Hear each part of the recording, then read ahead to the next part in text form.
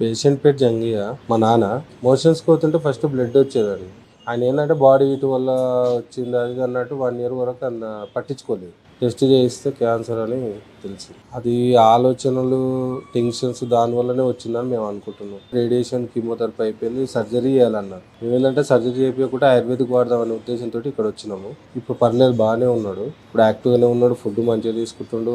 అంత బాగానే ఆయన పని ఆయన చేసుకుంటుండు. బాగానే ఉన్నాడు ఇప్పుడైతే ప్రస్తుతానికి. ఏ ప్రాబ్లం అయితే లేదు. కీమో వేసుకుంటే కొద్దిగా ప్రాబ్లమ్స్ వస్తాయి కదా, వీక్ కావడం, ఫుడ్ సరిగ్గా తీసుకోకపోవడం, కొద్దిగా డైజెషన్ కావడం, కడుపులో తిప్పడం, అవన్నీ దానివల్ల కొద్దిగా ఇబ్బంది పడేవాడు. ఇప్పుడైతే ప్రస్తుతానికి ఓకే. ఓకే అండి, అంత యాక్టివ్గా ఉన్నాడు.